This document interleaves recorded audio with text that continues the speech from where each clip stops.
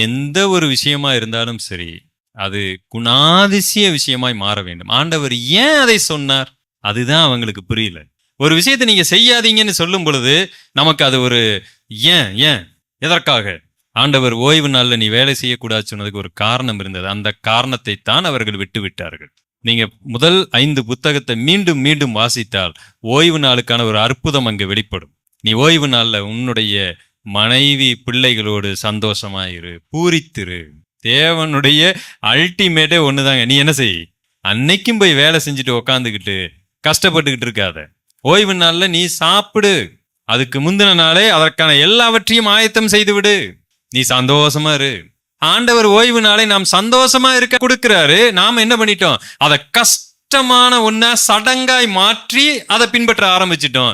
அதனாலதான் சொன்னேன், நாம ஒரு மதவாத கிறிஸ்தவர்களா இந்த கிறிஸ்தவத்தை ஃபாலோ பண்ணி தேவன் சொன்ன அந்த நோக்கத்தை விட்டு விட்டோம். தேவன் நம்ம சபைக்கு வர சொல்லுகிறத எதற்காக? இங்கு இரக்கத்தையும் நீதியையும் தேவனை அறிகிற அறிவையும் கற்றுக்கொண்டு சந்தோஷமாய் வாழுவதற்கு. அதை நம்ம கடினமான ஒரு சூழ்நிலையை மாற்றி விட்டோம். சபை என்று சொன்னாலே நிறைய பேருக்கு அப்படியே ஒரு மாதிரி ஆயிருது. இது ஒரு சந்தோஷமான ஒரு சூழலை உருவாக்க வேண்டிய நாம எல்லாத்தையும் விட்டுட்டோம். எந்த நாள் மனிதன் படைக்கப்பட்டான்? 6ஆம் நாள் மனிதன் படைக்கப்பட்டான்.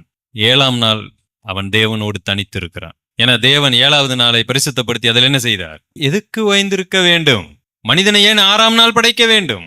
6ஆம் நாள் படைத்து அடுத்து 7ஆம் நாள் தேவனோடு நாம் இருக்க வேண்டிய ஒரு நாள். தேவனுக்கு அதுதான். நாம் அதையெல்லாம் விட்டுட்டு ஓடிட்டு இருக்கிறோம்.